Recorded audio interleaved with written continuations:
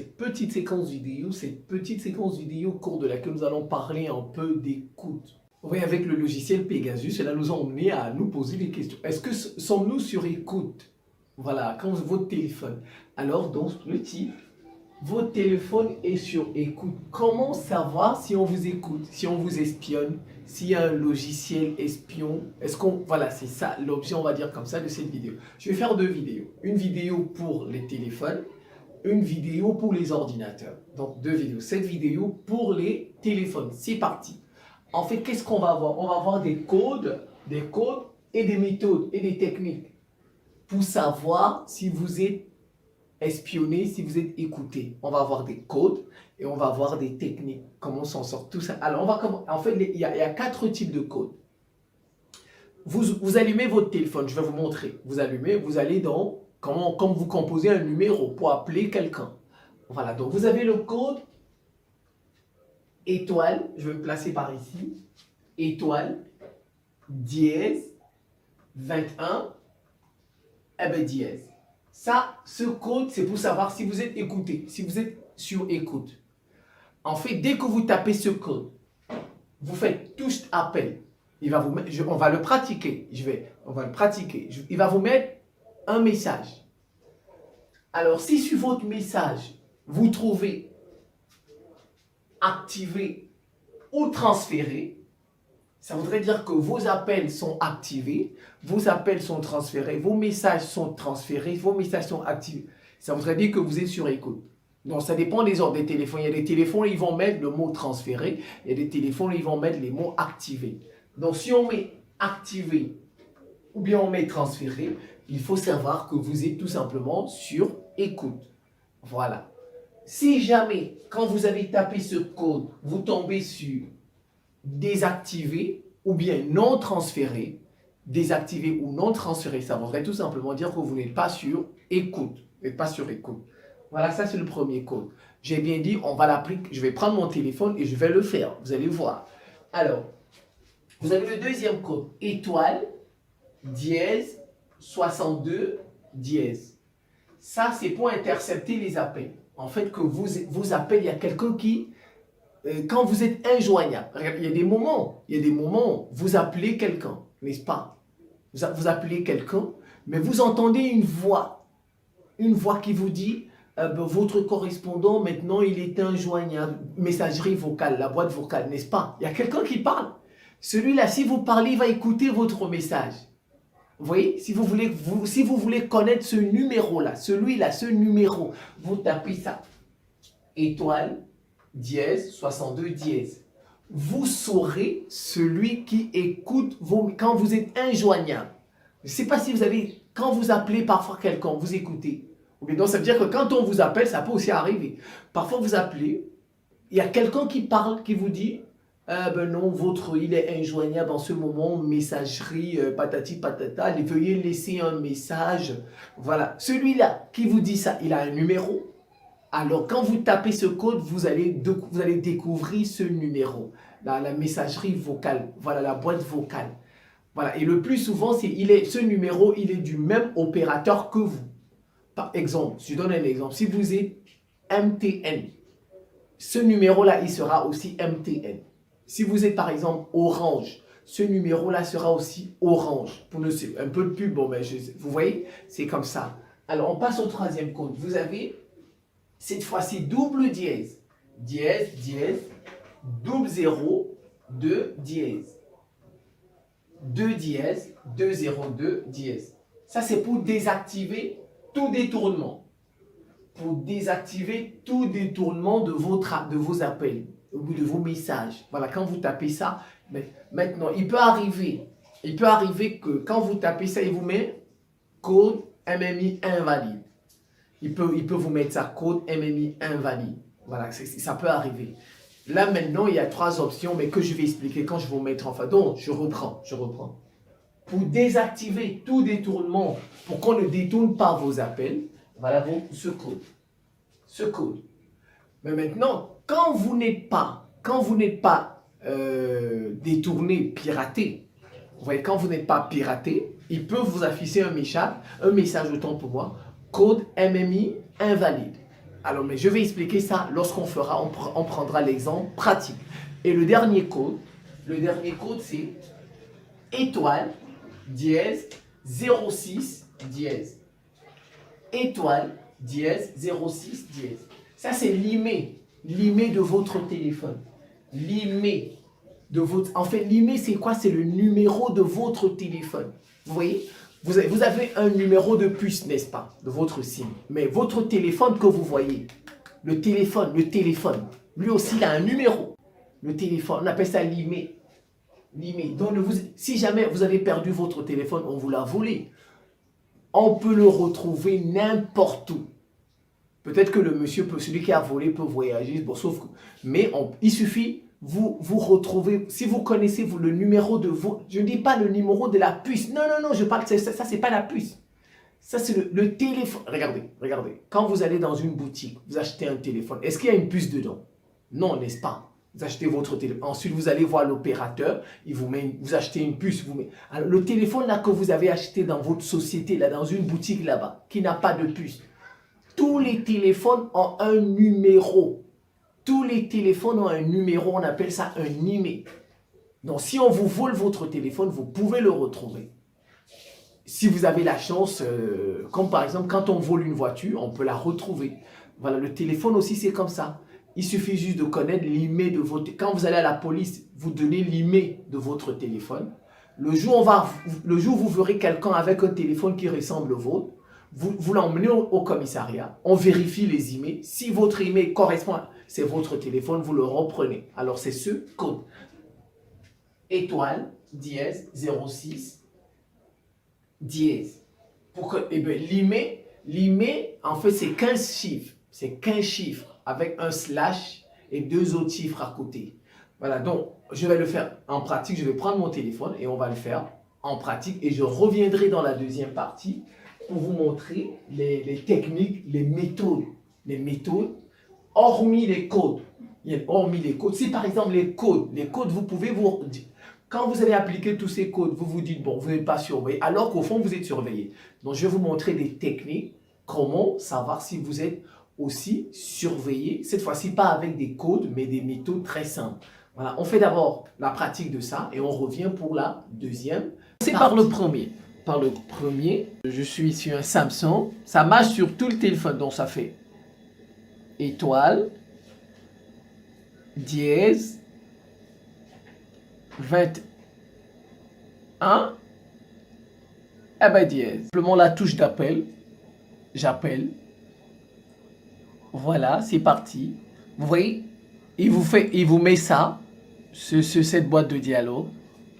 Regardez bien, il dit transfert d'appel sans condition. Voilà. Voix non transférée. En fait, tout ça doit être désactivé, donc non transféré. Soit il y a non transféré ou bien désactivé. Ça dépend du téléphone. Mais dans ce téléphone, c'est non transféré. Vous voyez, ça veut dire que ce téléphone n'est pas sur écoute. Parce qu'on a mis voix non transférée, données non transférées, fax non transféré, SMS non transféré, synchronisé non transféré, asynchrone non transféré, parquet non, PAD non transféré. Vous voyez là, rien n'est transféré. Ça voudrait dire que vous n'êtes pas sur écoute. Si il avait mis transféré, ou bien activé, ou bien activé, ou bien transféré, ça voudrait dire que vous êtes sur écoute. Vous voyez, vous êtes sur écoute. Donc, le non veut dire qu'on n'est pas sur écoute. Ou bien désactivé veut dire qu'on n'est pas sur écoute. Le deuxième, étoile, dièse, voilà, 62, eh ben dièse, c'est fait, je mets dièse, touche d'appel, voilà. Parfois ça peut s'exécuter sans faire la touche d'appel. Dès que vous mettez le dièse, ça s'exécute. Bon, mais je pense qu'ici, il a besoin de mettre la touche d'appel. C'est parti. Vous voyez, code MIM, il va démarrer. Alors, il dit transfert d'appel si injoignable. Si je suis injoignable, vous voyez, quand je suis injoignable, Par exemple, je suis dans un endroit où il n'y a pas de réseau. C'est ce numéro qui reçoit mon appel. En fait, c'est la messagerie vocale. Vous entendez souvent ça, la messagerie vocale. Voilà, voilà, c'est ce numéro-là. Vous voyez?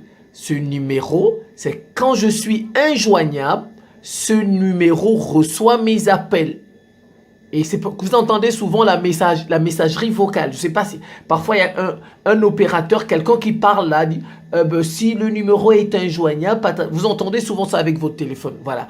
Chez moi, lorsque je suis injoignable, on va transférer mon appel à qui? On va transférer mes messages à qui? À ce numéro. À ce numéro, tout simplement. On continue. Cette fois-ci, c'est dièse. Dièse encore. Voilà. Double zéro. Eh ben, le 2, et je mets dièse, et je mets touche d'appel. Alors, il va chercher, il me dit transfert d'appel, problème de connexion ou code, MMI non valide, tout pour tous les services de base. En fait, ici, regardez, parce que normalement, j'ai le réseau. Ça veut dire que je suis dans une zone où il y a le réseau. Si vous m'appelez, par exemple, ça va passer. Donc, en fait, pourquoi il m'affiche ce genre de message? Il y a trois options. Soit je n'ai pas de réseau, ou bien j'ai mal écrit le code. Ou j'ai mal écrit le code, mais j'ai pas mal écrit le code. Et je suis dans une zone où il y a le réseau. Donc déjà, mal écrit le code, j'ai bien écrit. Je suis dans une zone où il y a le réseau parce que si on m'appelle, ça va passer. Donc la troisième option, c'est l'opérateur mobile, celui dont j'ai la SIM, j'ai la puce, il m'a limité certains services. Voilà, il m'a limité certaines fonctions. C'est pourquoi quand on vous affiche ce genre de message, problème de connexion ou code MMI non valide, donc vous voyez, transfert d'appel, problème de connexion ou code MMI non valide, ça voudrait dire ici, il y a trois réponses à ça.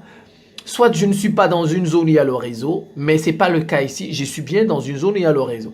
Ou bien j'ai mal écrit le code. Or, je sais que j'ai bien écrit le code, c'est 2 dièse, 2 0, 2 et dièse. Et puis touche d'appel.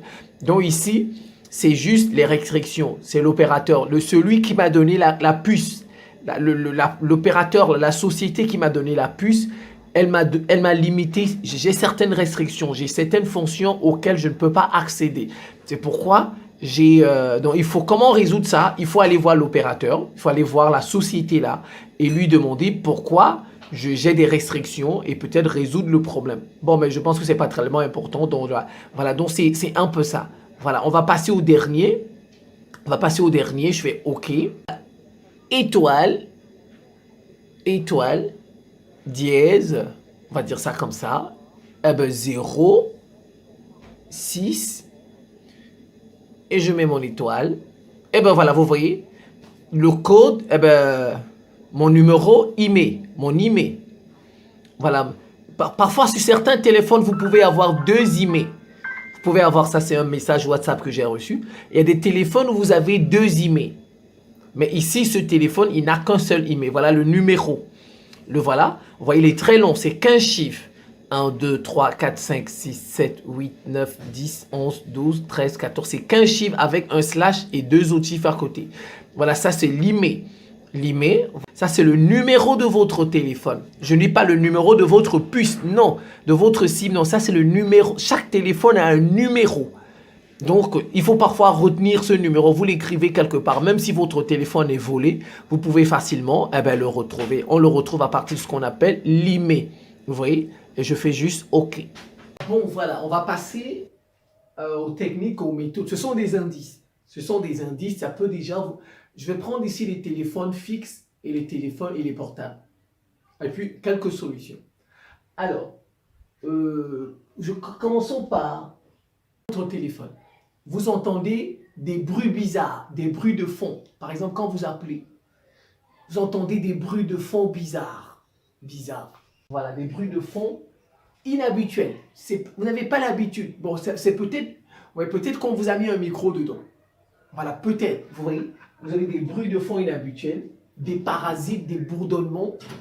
Vous voyez des bourdonnements. Si vous avez des parasites là, donc quand vous êtes en train de communiquer, il faut se poser des questions. En tout cas, il faut se poser des questions.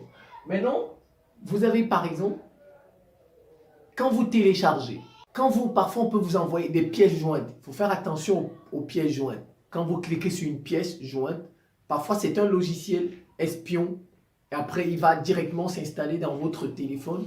Et puis, ben, voilà, désormais, votre téléphone comme ça est sous surveillance. Vous voyez, les pièces jointes, les nombreuses pièces jointes qu'on nous envoie souvent, il faut faire attention.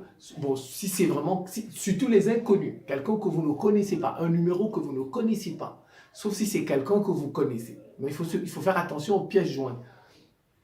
Si vous remarquez que votre téléphone redémarre régulièrement, c'est vrai, il y a des pannes techniques. Mais supposons que vous êtes parti voir un technicien pour réparer votre téléphone. Il a dit c'est réparé, mais après quelques temps, vous remarquez ça redémarre seul. Ça fait des mises en veille seul. Ça se met en veille. Ça s'éteint seul, bizarrement. Ou bien quand vous éteignez, c'est difficile.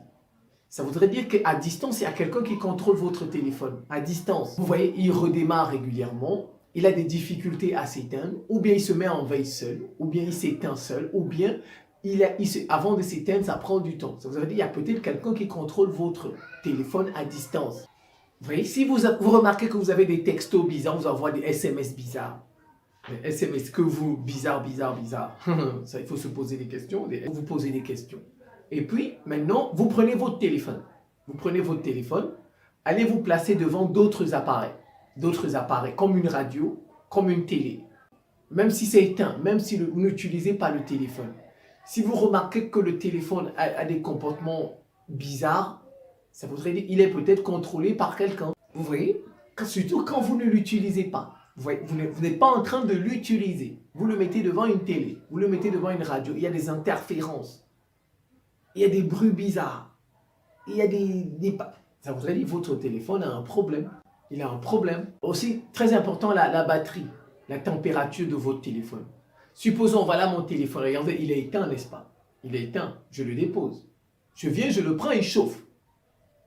Il chauffe, votre téléphone chauffe, alors que vous ne l'avez pas utilisé. Bizarre, un téléphone chauffe seul. Normalement, quelque chose chauffe quand on l'utilise, n'est-ce pas? Ça veut dire peut-être qu'il y a un logiciel espion. Voilà, il y a un micro dedans qui pompe, on va dire comme ça, toute l'énergie. Ou bien, quand vous remarquez votre batterie chute, je dis bien sûr, il y a des pannes techniques et il y a des piratages. Voilà, quand c'est une panne technique, quand vous remarquez ça, emmenez chez le technicien. Mais quand vous emmenez chez le technicien, il vous dit que c'est réparé et puis ça se répète. Ça voudrait dire qu'on vous a piraté, on vous êtes sous surveillance. Donc, quand par exemple votre batterie, c'était à 80%, tout, directement ça se retrouve à 40%, alors que vous ne l'avez pas utilisé. Ça voudrait dire qu'il y a un logiciel là qui pompe votre énergie, qui pompe votre batterie. Vous voyez, il y a des petites décisions. Je dis bien, peut-être que c'est la batterie qui est défectueuse. Vous allez vous la changer, mais après avoir vu un technicien, après avoir réparé tout ça, et ça continue, ça veut dire qu'il y a un logiciel espion dans votre téléphone. Oui, parfois même, si jamais vous remarquez chez vous, on a volé chez vous, mais on n'a rien pris. On n'a rien pris. Parfois, le voleur est seulement venu mettre un micro dans votre téléphone. Parfois. Ou bien, quand vous allez dans un bar, quelque part, vous sortez, ne laissez pas votre téléphone, surtout quand vous êtes une personne importante. Si vous êtes une personne importante, ne laissez pas votre téléphone entre les mains de n'importe qui. Parce que celui-là peut prendre rapidement, il télécharge un logiciel, un logiciel espion. Voilà, donc il installe dans votre... Vous savez, en 5 minutes, quelqu'un peut prendre votre... S'il n'y a pas un code, vous voyez, s'il n'y a pas un code sur votre téléphone, si vous le laissez, vous allez aux toilettes. Parfois, il y a des gens, ils sont dans un restaurant, il laisse son téléphone sur sa table, il est avec elle, et puis il va aux toilettes. Eh bien, quand tu reviens, on peut t'installer une application là, en fait, qui est un logiciel espion. Vous voyez? Donc, prenons par exemple les fixes. Les téléphones fixes là. Quand vous remarquez que votre facture d'électricité, supposons que vous êtes seul chez vous, vous savez combien de fois vous avez appelé. Si votre facture d'électricité gonfle, allez voir la société. Et d'abord, si maintenant la société vous dit que ce n'est pas que vous avez utilisé, ça veut dire qu'il y a quelqu'un qui utilise votre téléphone en dehors de vous. Vous voyez, ça veut dire que vous êtes sur écoute. Vous voyez, votre environnement. Il faut regarder chez vous les murs. Où il y a par exemple le téléphone, où il y a le boîtier du téléphone, les téléphones fixes. Est-ce qu'on n'a pas déplacé une chaise? Est-ce qu'on n'a pas déplacé? Parce que parfois il y a des gens, ils veulent vous mettre un micro. Bon, pour mettre un micro sur le boîtier, il faut qu'ils déplacent par exemple votre armoire ou bien il faut qu'il... Donc chez vous, par exemple, il faut votre environnement, il y a, j'ai dit le boîtier. Si jamais chez vous, quand vous sortez, vous trouvez qu'il y a un camion, on voit ça dans les films. Vous voyez, beaucoup dans les films. Il y a parfois des camions devant votre maison et vous vous dites, ben, qu'est-ce que le camion? Mais en fait, le camion est en train de vous écouter. Il y a des gens dans le camion qui vous écoutent. Par exemple, si subitement, il y a un réparateur mystérieux qui vient chez vous et dit il veut réparer votre téléphone, le téléphone fixe. Un réparateur, on ne sait d'où il sort. Qui lui a dit de venir réparer votre téléphone? Il va vous inventer. C'est la société qui m'a demandé de venir, la société de téléphone là. Il faut vous méfier. Subitement, un réparateur débarque chez vous comme ça, il vous dit c'est la société qui vous en... Vous allez voir la société, l'opérateur là de votre téléphone, celui qui... Vous allez avec lui et vous vous demandez là-bas, est-ce que c'est vous qui avez envoyé un réparateur comme ça, venir vérifier? Maintenant, quand la société confirme que c'est lui, eh bien maintenant vous pouvez lui permettre de faire des réparations chez vous. Mais il ne faut pas accepter quelqu'un qui vient réparer des trucs comme ça chez vous et puis sans ni tête ni queue. Voilà, maintenant quelques petites solutions. Par exemple, quand vous avez un téléphone comme ça, vous pouvez mettre un antivirus. Vous pouvez mettre un antivirus. Il va scanner votre téléphone régulièrement. Voilà, vous le scannez. Comme un téléphone, comme un ordinateur, on met des antivirus, n'est-ce pas? Dans les téléphones, il y a des antivirus.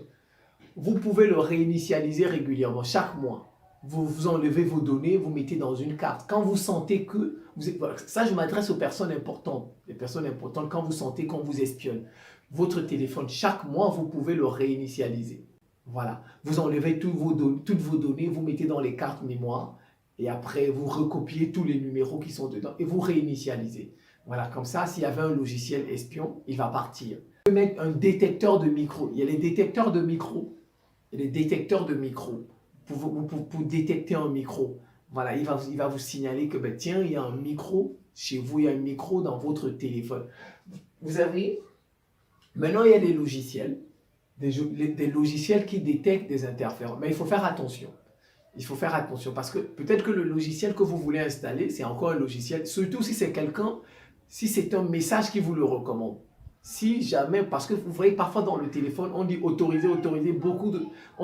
si c'est un message qui vous recommande d'installer ce logiciel pour détecter les interférences, il faut vous méfier.